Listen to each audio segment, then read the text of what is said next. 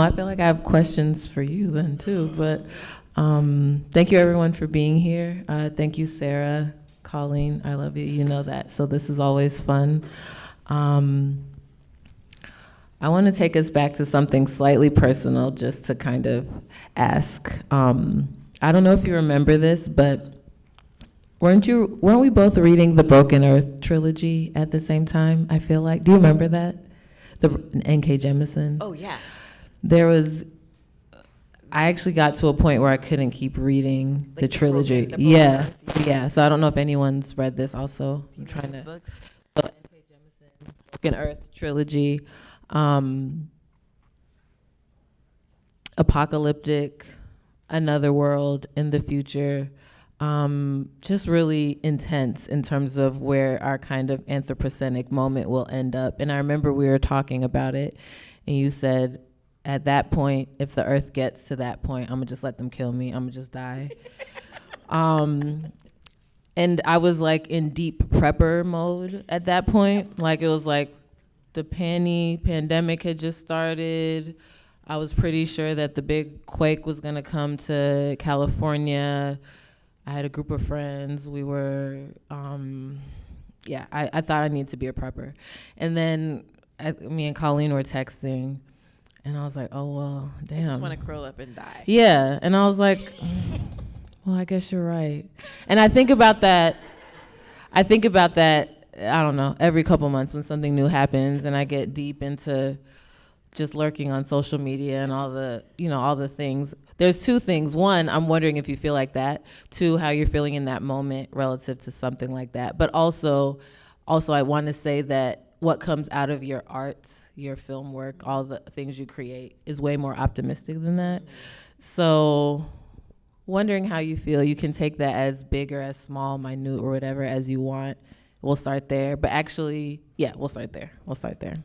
Yeah, I think I just know that I will not have much to contribute under certain kinds of post-apocalyptic circumstances, and that there will be things that you have to do in order to survive and build a new world that I am probably don't have the capacity, and it would just be better if I'm not around for it. That's just me. And that, I don't think that that's terrible. I was like, some people really want to survive anything. They're like, yeah, if I have to eat my own hand off, I'm going to do it. I'm going to live. That's just not me, It's like, So, and it's also like, instead of talking about how to survive something, I think like I'm trying to make work about like we're already surviving something, and we are surviving it, and then maybe we can even do more than survive. Like maybe there are ways that we can move our thinking, our sense of ourselves that could produce different outcomes. And that's like the offering that I'm making as an artist. Like no one needs to know how I'm just gonna curl up and cry and die. Like that's not helpful. Mm-hmm. But there could be, ideas circulating that I could offer. You know what I mean? So I guess that's where I'm at with it. Yeah, I don't know where I'm at with it either. So I'm gonna give you all something that I want you all to spend some time to think about, and maybe when folks. And I think we'll talk a little bit, open it up and talk a little bit more and just go back and forth. But one thing I want to ask you all maybe to think about is there's a certain point where Pirate Jenny or Low Dive Jenny, the character of a song from Bertolt Brecht's Three Penny Opera, is encouraging us to go back to the hold, back to the abyss. Back to study. I want to ask you all what that means for you. Maybe also how you saw that in the Deep West, and talking about the Deep West Assembly specifically. And so maybe if folks want to throw out how they're thinking about what that means for them, or how that showed up in the Deep West Assembly, or maybe across any of these films we watched tonight, do that if you want to. But also I'm going to start with asking you, hold, study, abyss. Mm-hmm. And then I think we're going to think about that more broadly, but maybe what that means for you and how it kind of comes up in the Deep West Assembly. Sure. I mean, to me, that was like maybe, and it is a little bit pessimistic, but it's pessimistic in the sense, again, that I'm just sort of like I'm starting as if the apocalypse has already happened. That all of this is post-apocalyptic life. That's the life that we are all living. So I think the concept of the hold is something that this amazing Martinican philosopher Edouard Glissant writes in depth and very poetically about, where he talks about Africans in the transatlantic slave trade becoming what we're designated as black, but becoming one people, like many peoples, becoming one people in the hold of the ship. And instead of thinking of the sort of terrors, not instead of, but along with thinking of the terrors and horrors and tortures of that, thinking of what it produced, which is this thing that we can call black culture. And also this idea of like the many becoming a one, and a kind of openness and porousness between all of these many people coming together, which is like the way he's asking people to think about culture in general and moving. And he ends this book, The Poetics of Relationships, The Poetics of Relation. He ends it with this phrase that is so beautiful, which is, our boats are open and we sail them for everyone. And I thought, so we're in the hold of the ship, but we're sailing the ship, and it's open and it's for everyone. And I just thought that's like a kind of conceptual tool that is really useful to me, at least, you know. Have I ever told you about my grandfather that was a, I don't know, church army captain or something on a ship called the Geologist? No. I don't know why So in thinking about this program and rewatching Deep West, I was like, I need to tell you. Yeah, so my grandfather, I'm Jamaican, but my grandfather was Bayesian from Barbados, and he survived a shipwreck in the 50s or 40s on a British ship called the Geologist. And my mom's trying to do archival research and recover and all the records, but he survived this shipwreck, supposedly as not a good swimmer. Who knows how true that was. And about half of it's a kind of a missionary ship from the UK on missionary, whatever type of missions. So supposedly about half of the ship's crew survived. Supposedly he wasn't a good swimmer. But I think that there's something there that I'm still trying to articulate or just thinking through, but it just occurred to me that anytime I hear the word geologist, so even thinking about hearing the word geologist in this film, I only think of the ship now instead of geology, but there's so much more to unpack in terms of, but the planet is our ship. Yeah. Quite literally. And that's kind of what astounds me about human behavior is we do have a picture of ourselves in space.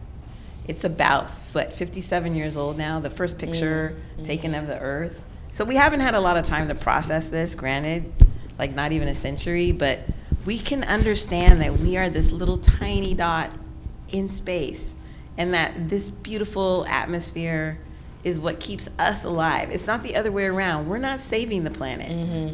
The planet allows us to live. You can't save something that's keeping you alive. It's something that actually made you. You can't save it.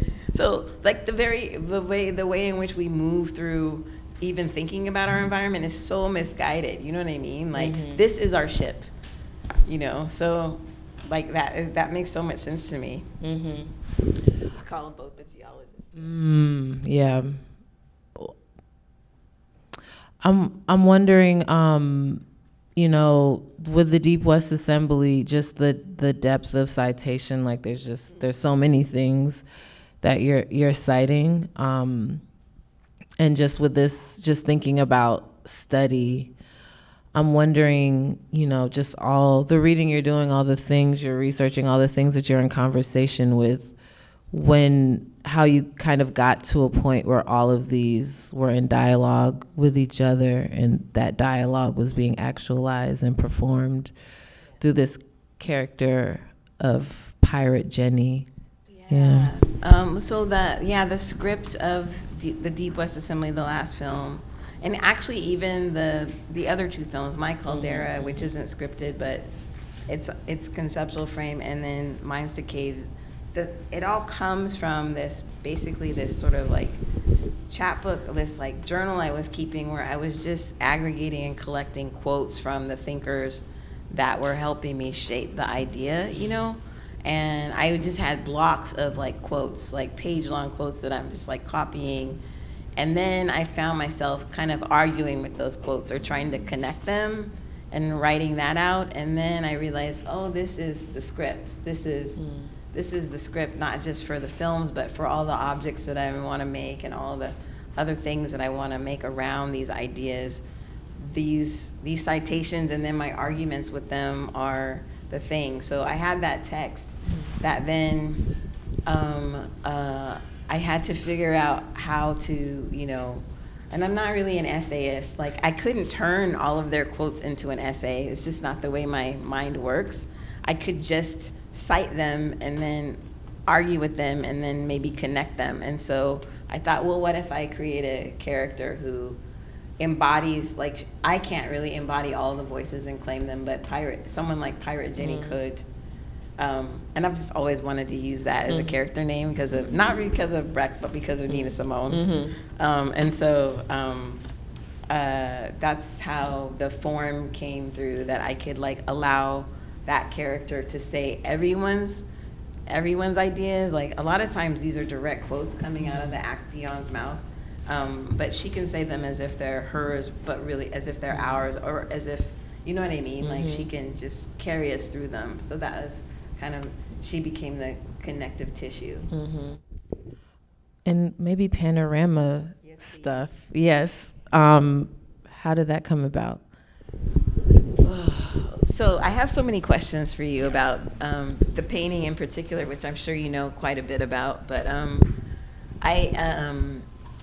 it was like, I was just doing research. I was reading this book, Redskins, White Mask by Glenn Coulter, where he's like thinking through Fanon to think about indigenous identity and politics of recognition, and suggesting that asking for recognition is a waste of time, blah, blah, blah. So I was like, wow, this guy's deep. I watched him on YouTube, and he puts up this painting, and it's the panorama painting in the film. That's the big mound that's been cross-sectioned, and he walks us through what's going on in that painting. And I realized that particular panel basically describes the westward expansion in graphic detail, like in one painting. It's like the plantation owners surveying, the slaves digging out this sacred mound, the Natchez Indians witnessing it, and then behind it you see these beautifully like manicured landscapes that the colonial entities could not really recognize as being manicured. But now we know it is, because nothing looks that gorgeous anymore. So my question is, I have this theory about Dickinson and the way that he made it. So he went around traveling and he made these observational drawings, and then he gave them to this Irish painter, John Egan, to make the panorama panels. So in theory, they're based on drawings of observation. But how much of that do you think is true and accurate, and how much do you think of that is Dickinson producing like this proto-cinematic like entertainment device that is sensational and fantastical? Yeah, so there's a lot of layers here, of course. So when you could have a way of storytelling that would involve a long linear painting, there's a way of telling a story, but then there's also the spectacle of technology. And so when you could have a new idea of like, oh, let's have a painting, but let's like scroll it before an audience, it then becomes a time-based interface. That's its own type of performance. And so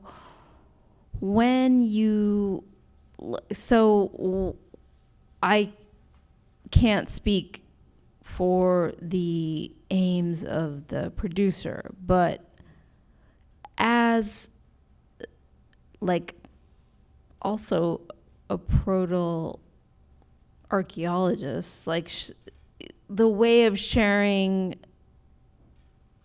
an understanding of these excavations is sensational now and not in the way that we would do it, but as an official orator to be like, oh, I can share my scientific situation, and to have this spectacle of a moving painting, that's part of sharing knowledge in a sensational, eye-catching way. And so that was, a panorama. So we're talking about a moving panorama being like a cranked linear experience, and another type of panorama would be a 360-degree experience. It's very seductive, and there's a reason why a new technology can really engage people to tell a story. So to share a story of like, hey, I found all these things, I want to tell you about it, to use this like moving picture painted diagram, that can feel very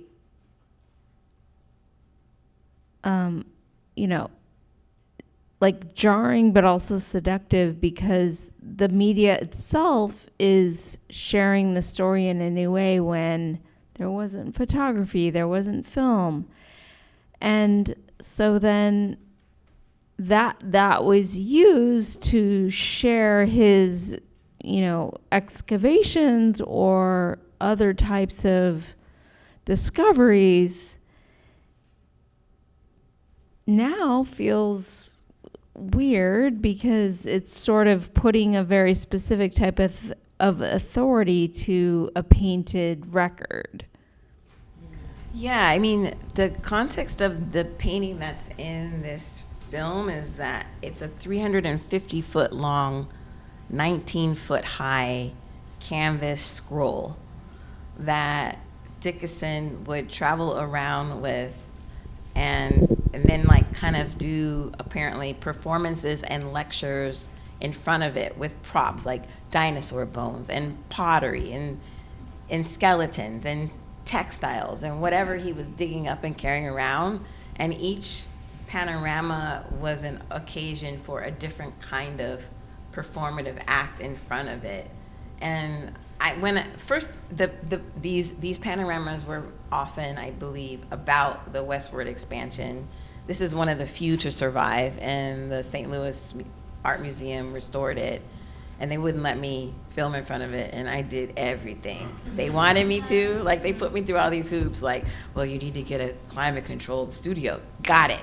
You need to get, I got it. You need a fire marshal. Got it. They're like, yeah, no, we just can't. Like, you know what I mean? Like, they were like, and so, but they gave me the 4K slides of it, but, they also gave me all of the research they had about it, which were Dickinson's flyers for his spectacular lecture about the mounds of the Mississippi, and you know what I mean, and then that there are one of the mounds has a moon on it, and that is actually a cutout in the canvas that is mesh, so that he would have been throwing lights through it to make it glow.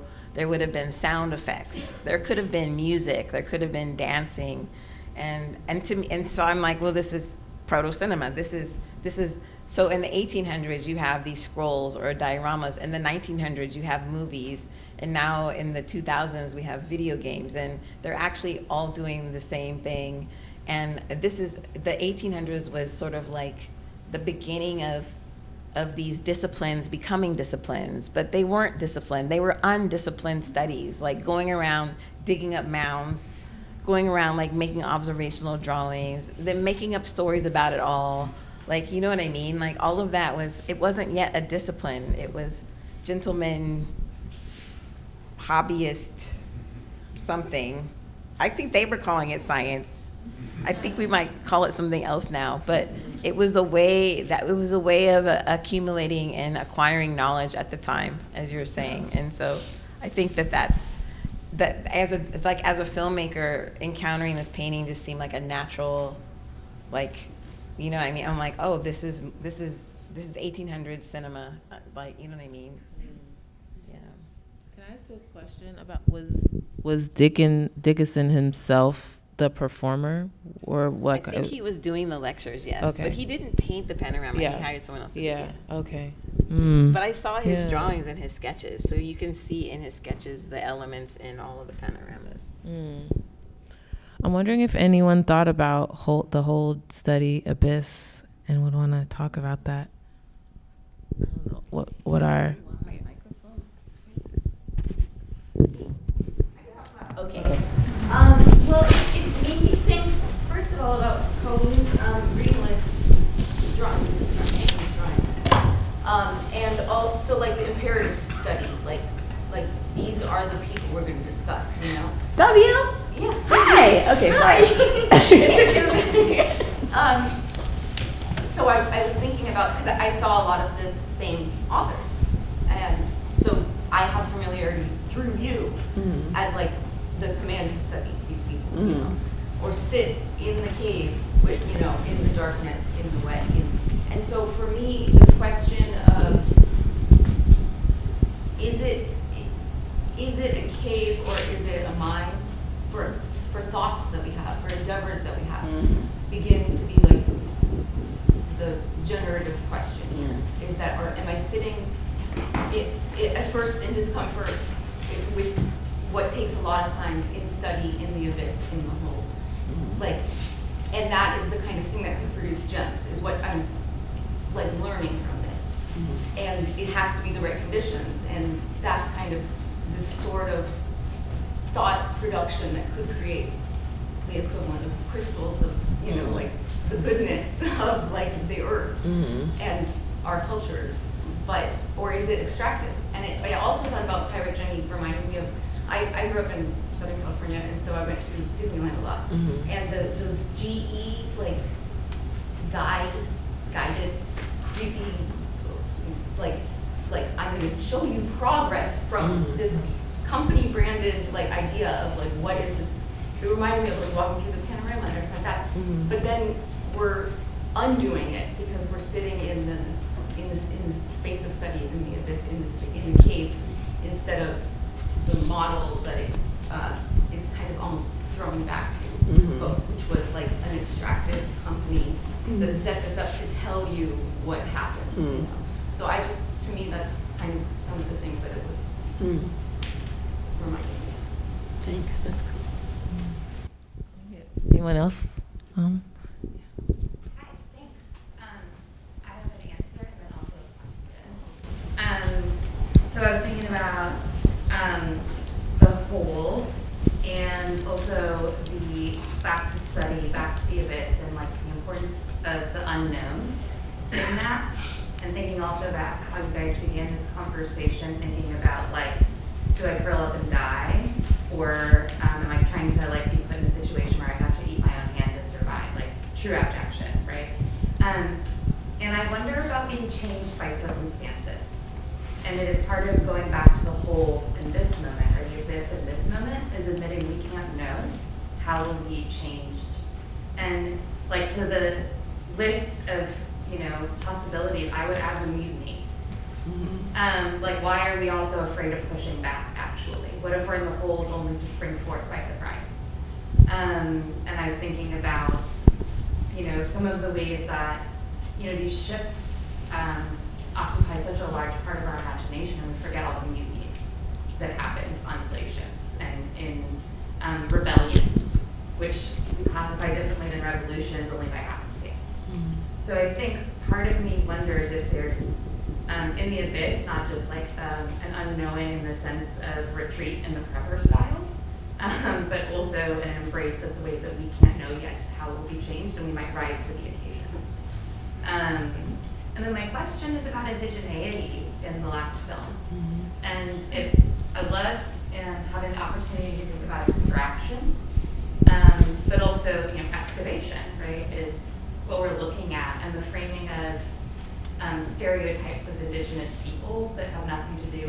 map makers of that region.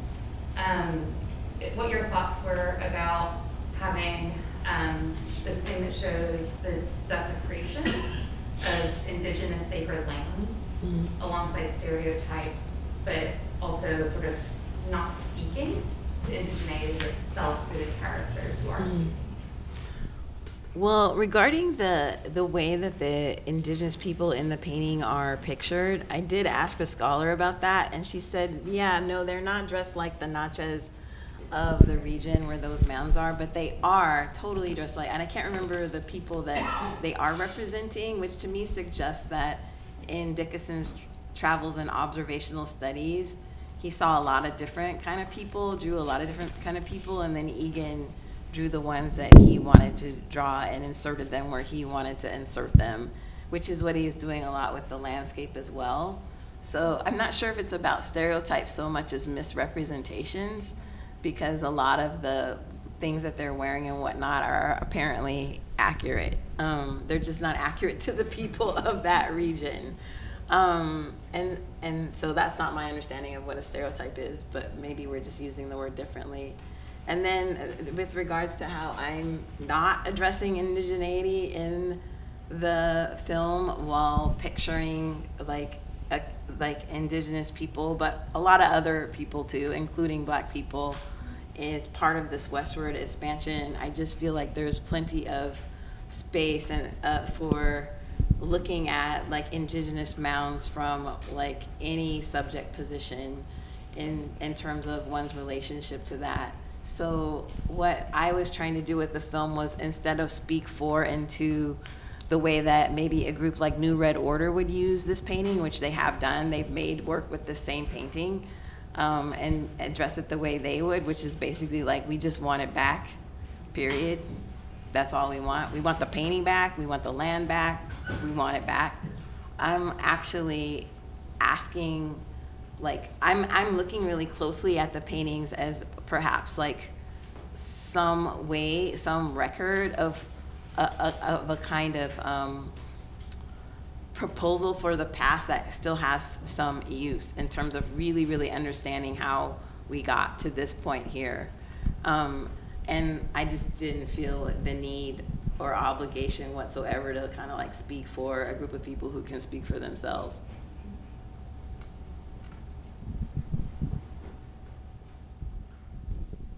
Can I ask a question? Dion, I don't know how you pronounce her last name. Is Aldain.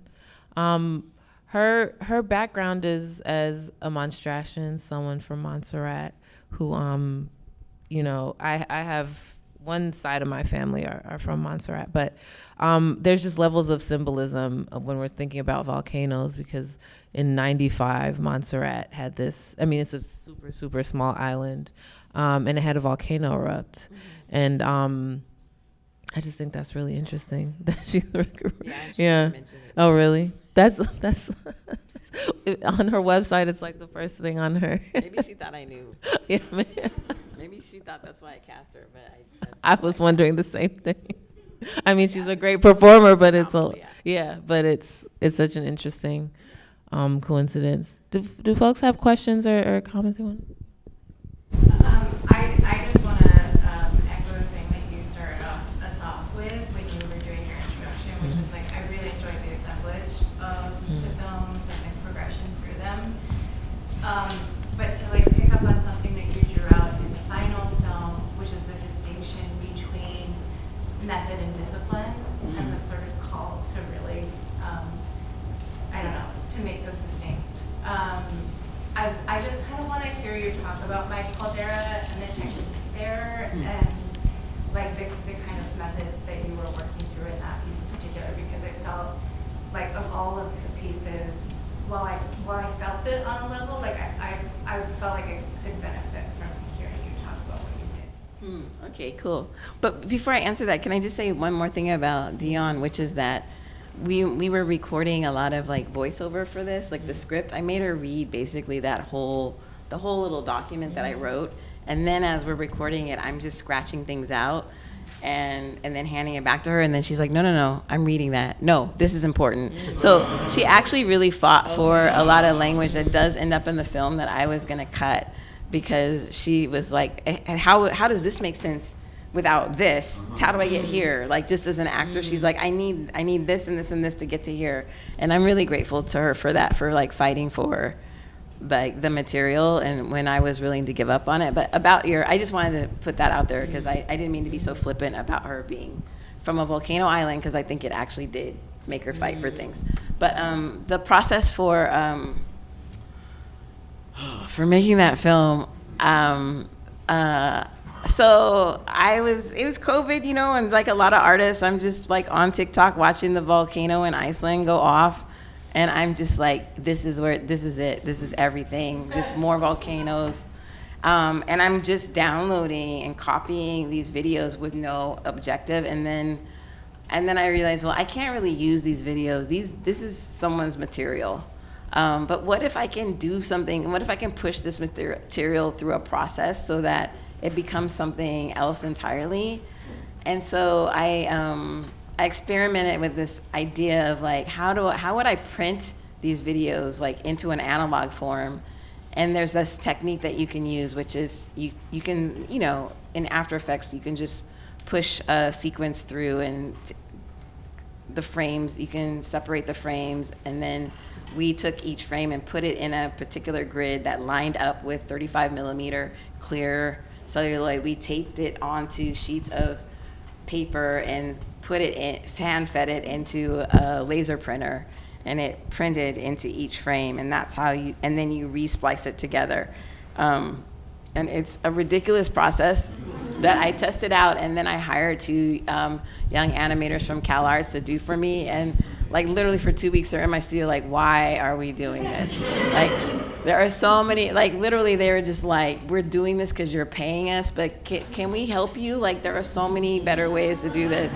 Like, you know, they're like, you just don't understand animation, and let us help you. And I'm like, just please do it. And they kind of perfect the process, you know? And then when I got the footage back, I was like, oh, this is 100% punk rock, heavy metal, the textile, everything. And that's when I reached out to Diego and his brother Sal, and I was like, I really need you guys. I need you guys to make me just full metal action. And they're like, we can do that. So they delivered. So that was the process.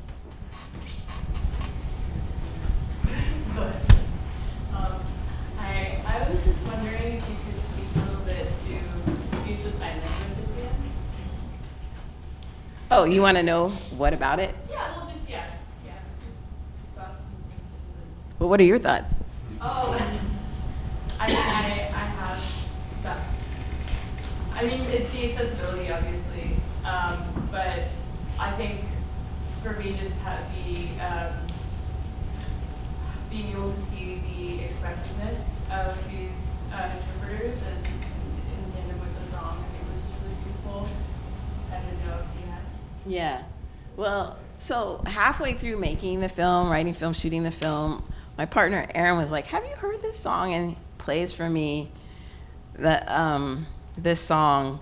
And I literally am just like, why am I even making the film if they already made this song? Like, it's already been done. This is the whole thing. And then we go down a rabbit hole and we discover, like, actually Nina Simone's doing a cover of this amazing Caribbean artist named Exuma. And oh my goodness, there's a whole project to be made about this artist. But her cover, which is like an Easter egg on a bootleg CD that probably no one should buy, is a copy. It's like, you know, Nina Simone's known for her interpretations and the way she can push a song to a new direction, but this cover is a copy of how he sang the song, and and that like kind of stream of consciousness where it just seems like it's just gushing out of her. That's how he performed it. So then I was really stricken by this, like one artist hearing another artist, and then just kind of being in the studio and like let's go for this and making this recording. But not an interpretation, but where she wanted to embody what he had already done. And I was really like blown away by that. Like an artist who's like such a great interpreter like Nina would be kind of like so engaged with this material that like she would not need to interpret it. She would just need to embody it. I was like, wow, game recognized game, right? And then I couldn't let go of the song because I was like, well, this song is actually doing and saying everything that I want to do and maybe better. But what it was that idea of the embodiment. And then I was like, I just don't want to have people dancing around about the apocalypse, you know, that's not it. But how do you make these lyrics and the sound embodied? And ASL just seemed like the thing.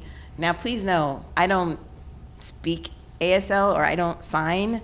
I'm very ignorant about deaf culture. And I'd been thinking about how to make my films more accessible and experimenting with subtitles and really kind of working on a whole captioning system, which you kind of see in a proto form here. I'd already been doing that, but actually trying to collaborate with deaf performers, I didn't know anything about it. And so we kind of had to like dive into this world and learn about this professional role called the dazzle, which is a kind of dramatic sign language. And so when I found her, what she did was she made the signs for the lyrics. And what I didn't know is like, yes, there's a way to sign, but then there's also a way to perform signing, which is like, not just like, oh, this is the word for tree, but she can make her own sign for tree and it's legible in the context of ASL. So then she teaches her version of the song to the other performers, who are all professionals, by the way. And they learn it, they have like an hour to learn it, like on the day of the shoot. One of them is even left-handed, so they had to learn it backwards, Michael, like, so we have interpreters for us. Like there's an interpreter so that I can talk to them back and forth, and I'm so confused about what's happening because the interpreters can talk to you while they're signing. They don't have to wait. The person's signing and they're talking. I'm just like, oh, I'm just losing my mind. And they're just like, will you please catch up? And so then I realized, like, I was like, you know what? Like, okay, I'm caught up, let's shoot this. And then it became super collaborative where it was like the Dazzle performer, I feel like we co-directed that. If not, I just sort of like ceded direction to her. The last shot of them all walking away together, that was them. They're like, we think it should end like this. And I'm like, it was just like this really generous, creative thing. I think they realized, like, because they're like, it's so long. Like, do you want the whole thing? And I was like, I said to them, like, where would you cut it? They're like, yeah, good point. You know what I mean? And so it was just like this really like, but to me it was about how do you make people experience this vision, this stream of consciousness in an embodied way without it being like interpretive dance? How do you make it language still, but a language that we have to actually feel? And that's when all of the captions stop, so that you have to look and listen, and you have to, you know what I mean? You become, a kind of like dynamic kind of switches. Does that make sense? And did you have the music? Did you have the music there as well, like bombing, like? Oh yeah. Yeah. Yeah. It's so complicated how it all works, but yes. I went to this amazing lecture series like 2 years ago at Red Cat, which was about deafness and sound. It was all about how a lot of deaf folks who were talking about their relationship to music and how the society as a whole perceives like deafness as non-music, not music like accessible, or having no relationship, or like distance music from deafness. And they were talking about their relationship to music and to sound and to the vibration and the physicality of it, essentially defying that notion that separates, as though like two separate things, and it's just not, and how music is body as much as it is just ears, So that was just beautiful, and it was interesting to see that kind of relationship there, because it's never just one, not a translation of the other at all. It's just two entities who are like talking to each other. Yeah, I mean, they're not translating anything. She's like taking what's said and then interpreting it. And, because it is this vision quest that Exhum is doing, some of it really doesn't make sense. It's literally like very close to speaking in tongues. So they were like, do you want it? Is this? Like, they were like, what's the deal? Because they couldn't hear the song. We had to explain to them what was happening, and what the Dazzle person did was invented certain kinds of signs that they were like, I was just watching them rehearse and they would get really excited. Like the one moment I really remember was she invented this sign like this for bloodletting, which apparently isn't, but they loved it. They're like, that is so, like they just started like signing like with great enthusiasm about that sign, and they're like that, like basically telling her how dope that was. And then I had this like kind of like moment of understanding about what, like the complexity of what she was doing. And then when I edited it, obviously I couldn't understand the signing, and she was having a baby, so she couldn't sit with me to edit it. And so I just cut it based on what felt and looked, and she's like, it's a little off. Like, you really need to shift this way. And that's because her job, her understanding of her job was to make it exactly right. And I was like, but how does it feel? Like, am I cutting anything off? Am I missing anything? She's like, no, it's all there. It's just like not in sync. I was like, oh, that doesn't matter. Like, you know what I mean? Like, yeah. Exactly. It's about that. It's not. I don't know the exact word I would use between them. It's a relationship, I guess. It's a relationship, but it doesn't need to be like tethered. Exactly, and it's not a friction necessarily. It's just like you're listening to two different things at the same time. Yes. And that's how it works. And then it's just up to you as a viewer to be able to activate those different parts of yourself, and at the same time without neglecting. And that's part of the struggle, but it makes it fun too, because like your body and your ear, you're both like, oh, so it's activating in that way. Y'all, we got a reception in the back. Thank you, Cauleen. Thank you, Sarah. Thank you, everybody.